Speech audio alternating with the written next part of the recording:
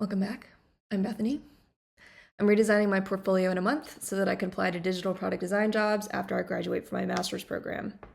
I am documenting each step of the process to keep myself accountable and hopefully to help other designers who are also working on their portfolios. Today, we are covering the website design in the build.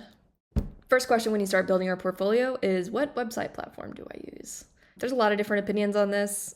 Honestly, there is no one size fits all. Personally, I use Webflow. I taught myself Webflow in 2018, the last time I rebuilt my portfolio. It has a pretty steep learning curve, but they have excellent documentation and community support. You can do basically whatever you want to. You have a lot of control over your design, and they've gotten a lot better at accessibility over the years. I prefer Webflow for personal projects, but there are a lot of other options out there if you're not comfortable with Webflow or know how to use it. Top level, just use whatever website builder gets you from a blank page to a professional portfolio as quickly as possible. For a lot of people, it's going to be Squarespace. They have a lot of templates. They have a lot of guardrails. That means that there's very limited customizability, which could drive some designers crazy, but for the most part, you can put together a solid portfolio website with Squarespace. Other people, you can use Notion, Wix, Framer, Behance, Adobe Portfolio. There is no one size fits all answer to what website you should build your portfolio in. There's a million options. Each of them have their benefits, their drawbacks. As designers, part of our job is to evaluate what tools are best for the situation, the timeline that we have, the skill set that we have, and this is one of those instances. So if you just want something that's going to get you out the gate, Squarespace is a good option. I've also seen a lot of discussion around just building in Figma and publishing it and sharing the link. To me, this is kind of like using a PDF, just a little bit more pizzazz. I've received a few of these as a hiring manager, and I have a few thoughts.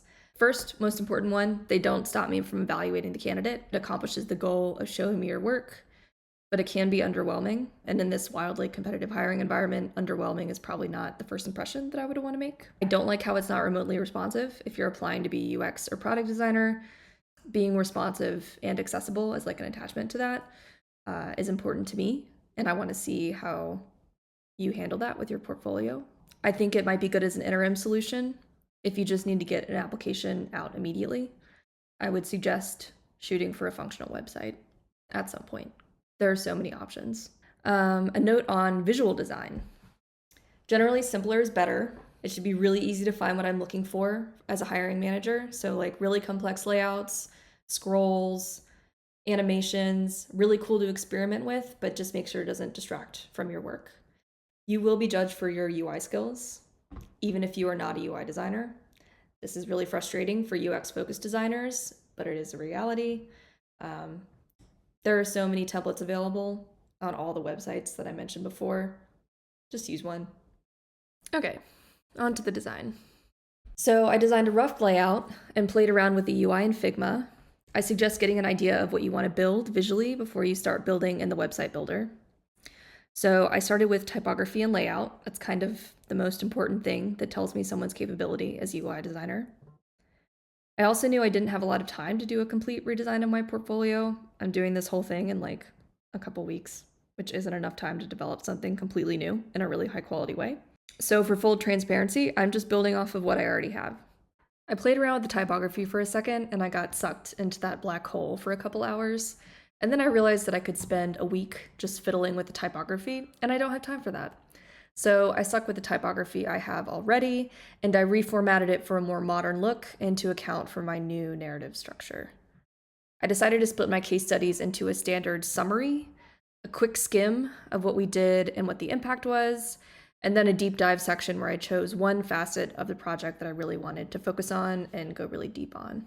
This is me trying to balance the charge of don't write an essay because no one's going to read it, but also show enough to prove that I know what I'm doing. That's like it's a hard line to walk. It's a content question. It's a visuals question. All right, build. So I designed one case study in Figma and I jumped right into Webflow. We're on a tight timeline.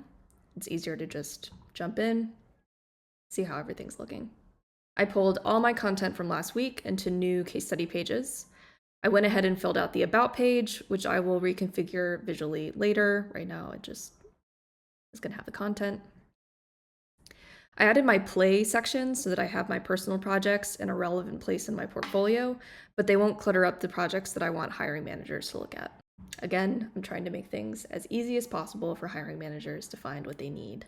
I outlined all the images I needed now that I could see the narrative more clearly in context of a Webflow page. Then I went back to Figma and built out all the imagery I needed. 10 hours later, exported that out. I pulled those images into Webflow, put them where they're supposed to go, and then reevaluated how the narrative is going. And I found that I hate everything. It's not clear what I did at first skim. The imagery isn't working layout-wise. My attempt to scale down the amount of information now looks like just insufficient information. There isn't nearly enough visual proof of user engagement, of which I did quite a bit, or the sheer scale of these projects. This is a really normal part of the creative process, but I am still surprised every time I hit it. So my next step is gathering feedback from fellow designers. So my priority this week is just getting my portfolio to a place where I'm not totally embarrassed to ask for feedback, and where the feedback that people give me is actually useful. So we're at a point where it's kind of 70% baked. It's not really responsive. Nothing is polished, but that is okay. I'm going to take a few days off because that is a healthy thing to do when you're working on your portfolio and you hit a wall like I have. Next week, feedback and a lot of edits.